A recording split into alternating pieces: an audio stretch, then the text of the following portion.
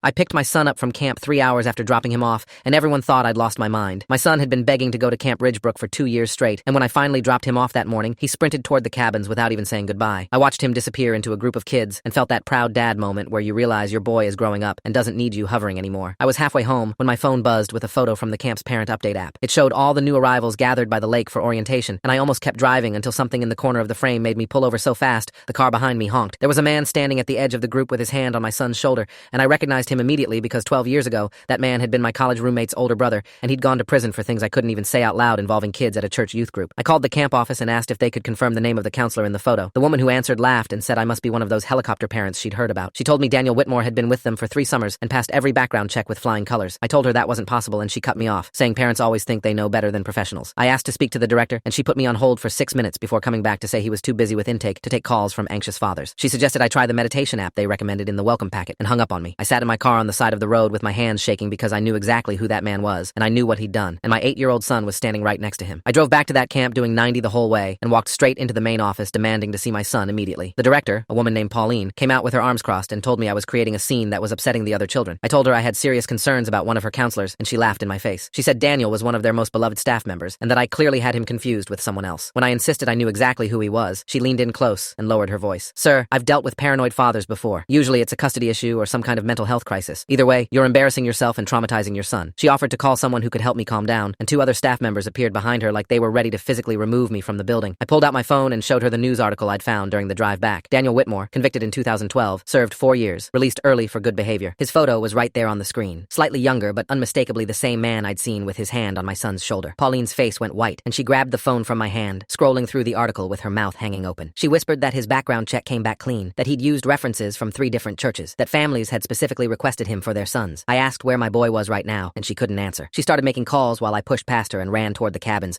screaming my son's name until my throat burned. I found him sitting on a bunk bed in cabin 6, while Daniel read to a group of 4 boys from a book about camping adventures. My son looked up at me confused when I grabbed his arm and pulled him out without explanation. The car ride home was silent until my son asked why I ruined the best day of his life. I couldn't tell him the truth, not yet, so I just said I loved him, and that sometimes dads make decisions kids don't understand. He cried the whole way and told me his friends were going to think he was a baby whose father couldn't let him do anything. That night I got a call from Pauline saying Daniel had been terminated and police were involved. She said 3 other boys had already come forward once staff started asking the right questions. She apologized for how she'd treated me and asked how I'd known. I told her I'd seen a monster wearing a friendly face once before, and you never forget what that looks like. She was quiet for a long time before saying I'd saved those boys from something they'd carry forever. My son still doesn't know the full story, but someday he will.